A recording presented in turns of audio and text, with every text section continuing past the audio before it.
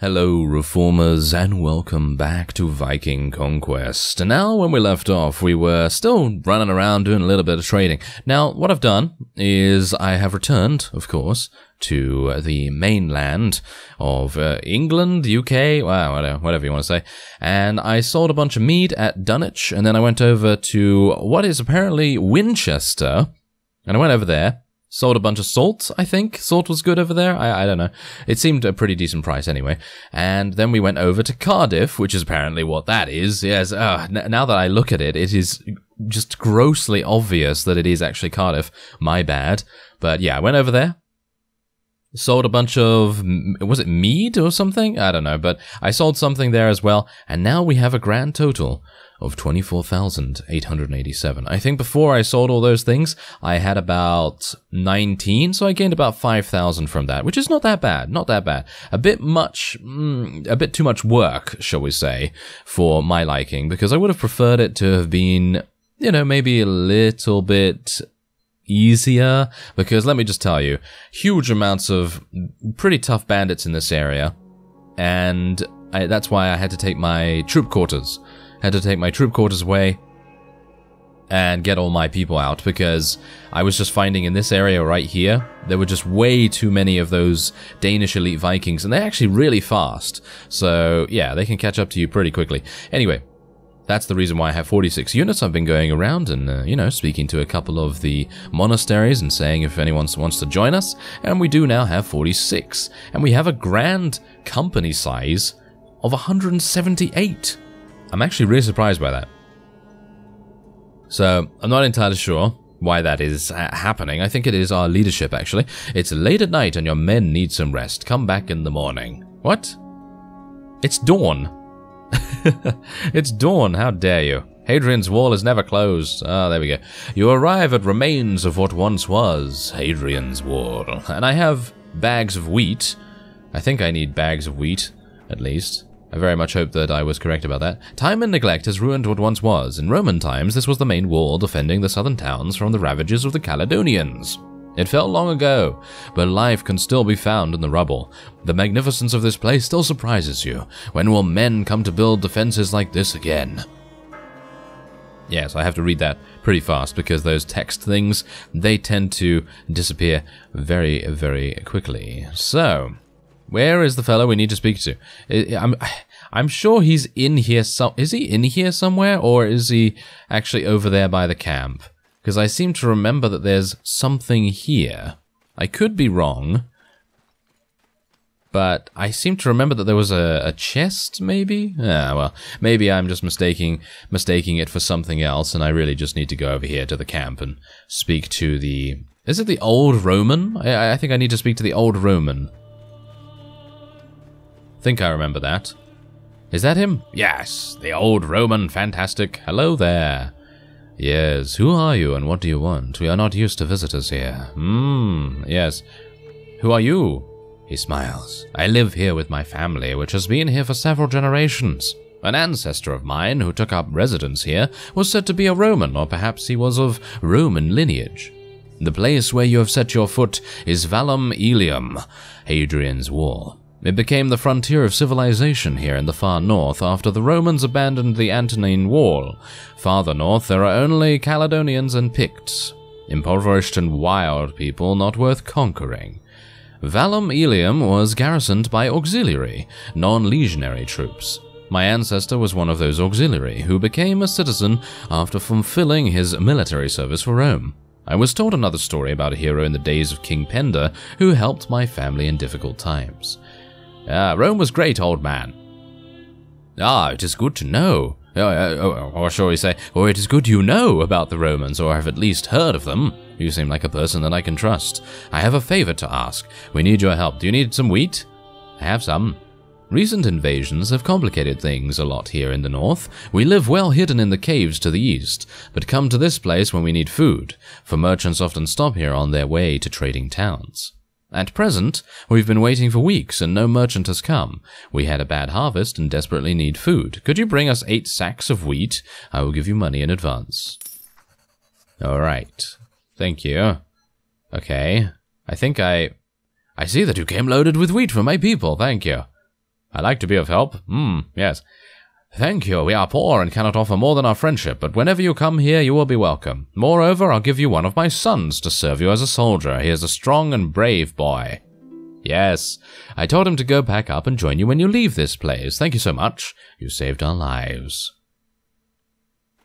Alright, so yeah, he's gonna join us when we leave, which is pretty awesome. So... Is he not?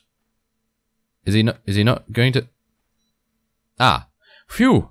I was really worried there for a second. I thought to myself, oh, I've glitched it out in some way, because you know me, sometimes it just so happens that I will glitch things out without even meaning to. Anyway, your men have notified you that someone is here to visit you. It is a lanky boy looking happy. Surely it is the son of the old Roman. What is his name? Aha, yes. Salve, or yes, Salve, warlord. My name is Kaio. My father sent me. Yes, very true. Okay, so anyway, do I want to know about him? Not particularly. Warlord, I am the youngest son of the man known as the Old Roman. As you know, my family is a legend in this area. We preserve the history of our ancestors who patrolled Hadrian's wall. Yes, he's a fine tracker. We do have a spotter now, which is fantastic. So he can now finally give us a little bit of extra something. He also has pathfinding too, so that makes a huge difference. Alright, so I looked around a little bit just because I thought it might be quite nice to see Kaio, or whatever his name is, in combat, and so I found some bandits here. Now, this is obviously quite a massive advantage that we have here, but we're still going to be gaining a little bit of renown, apparently, according to the text at the beginning there. So that's pretty nice. But yeah, I'd like to see how he actually does. He has a huge amount of, I would assume, power throw, because he comes with, what is it now? 4 javelins? Not in the 4 slots, mind you, but he comes with total 4 in the stack, if you know what I mean. He has 4 ammunition for his javelins, basically. And then he comes along with a regular knife. So we're going to need to sort him out right quick and try and get him, you know, something good. Try and get him some good, what is it now? Armor. Yes, that's it. Yeah, might as well just put a paper bag on him and then that's it. Yeah, just basically give him one of those and then he'll be like, oh, thank you, sir. Yeah, because he doesn't know any better. And he'll just be like, oh, the most powerful paper bag in the universe is right on my head, and I'm very powerful. Yeah, as you can see, he's actually not a terribly ugly man, is he? So yeah, he doesn't really need the paper bag, does he? Doesn't really need that. All right, so we are basically the army of the peasants, as you have as you could so blatantly see. I mean, just literally, we have refugees, farmers, peasant women, and well, all manner of other very low tier units, farmers and so on. But yes, that is pretty hilarious in my opinion. Actually, it would be pretty cool and maybe a little bit thematic for us to perhaps start our own faction, or shall we say start building up our army with consisting entirely of farmers and peasant women and refugees and all that sort of thing. That might be really, really cool in a themed sense. So maybe we could do that. Maybe we could do that. As you can see, we can also gain a huge amount more prisoners now. Now, we can't gain these guys. Now, I think the Gothi are pagan, I think. I seem to remember that, at least. So that's obviously not going to be very good. Oh, yeah. Also, I did take a look. Oh, no. Oh, yeah, yes. Okay, so Asbjorn and Agathanos, they do not get along at all. Now, Agathanos is an engineer. He has 9 in engineering, which is just absolutely fantastic. I really would love to keep him around. But Asbjorn is just crazy good. So I guess we're just going to have to side with Asbjorn, but he is, again, a pagan, hilariously enough. He is a pagan. As you can see here, look. These pagan troops cause trouble. Asbjorn, Helgi, and Gothi. So the Gothi, I'm going to have to just disband them. I don't think they're really necessary for us right now. So just going to do that. And we're going to go and continue onward to some of the nearby villages, because you never know. We might be able to find a little bit of wool here. I actually have a huge amount already. So it's not particularly necessary that we go anywhere else around here. Maybe I should make my way up to Edinburgh, actually. I think that might make sense. Because if we go up there, we might be able to find a couple... Oh, yeah. This is what I'm talking about. These robbers... And do you see the...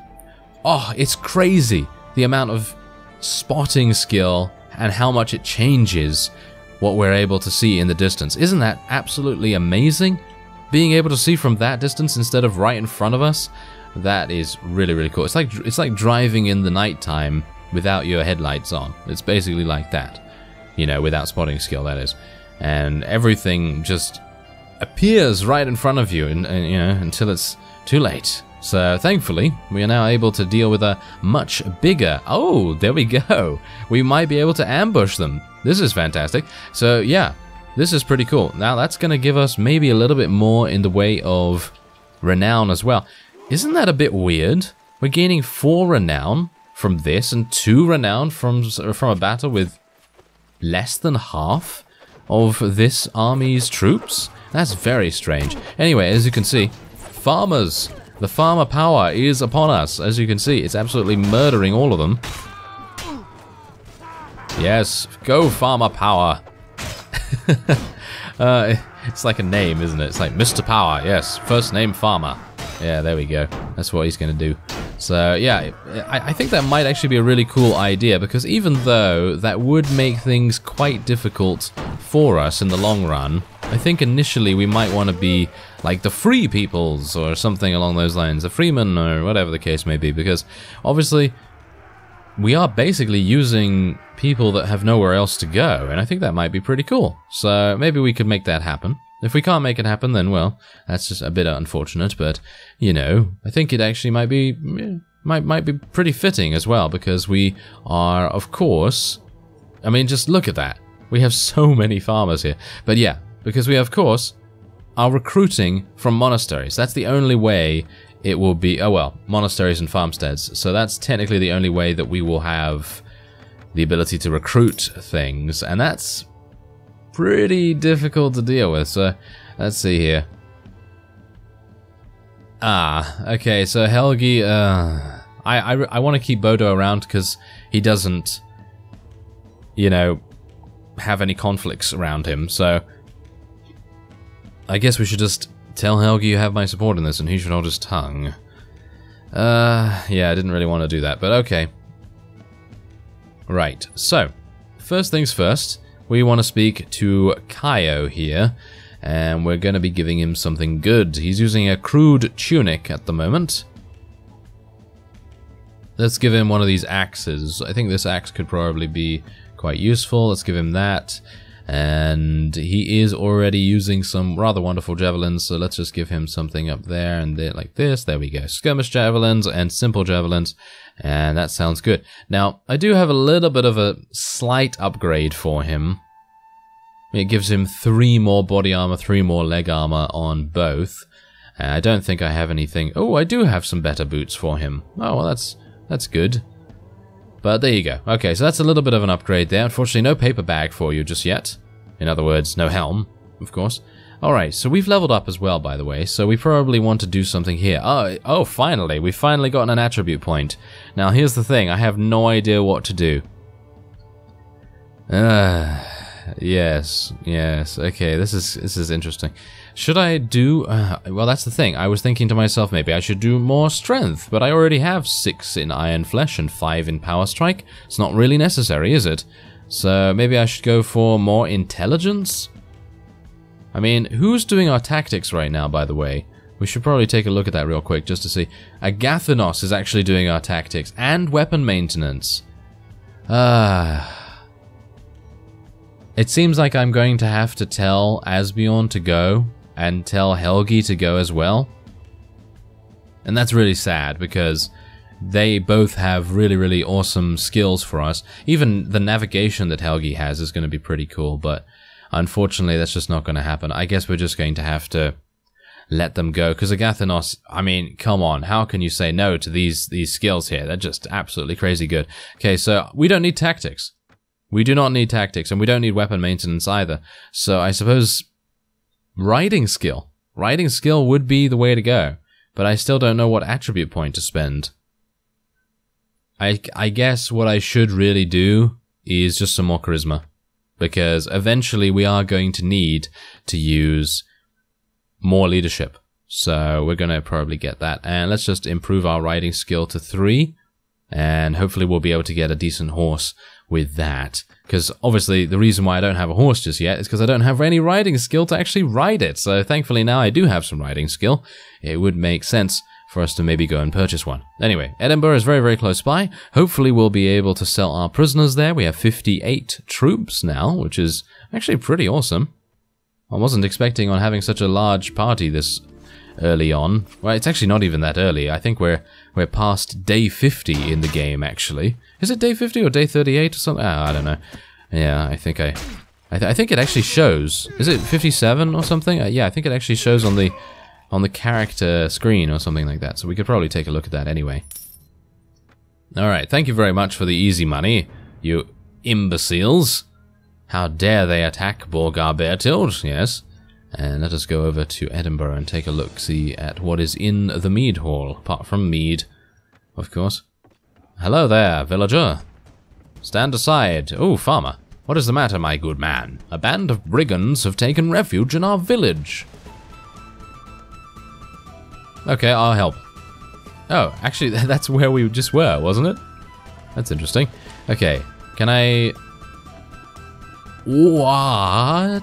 Wow, that is crazy. 5,800? Is that actually good for us to do that? I mean, if you think about it, I can make back 5,800 not that easily. Should I just do it? I'm just gonna do it, you know? I think it's probably a mistake, but I don't really mind at the moment because we are capable of making some pretty easy money. Oh, it's actually the west one. It's the west village. Okay. So I suppose that's not really a big deal. Oh, I can sell my prisoners to the young warriors, apparently, according to some people. So, yes, let's have a look here. Yes, I wish to collect on the bounties.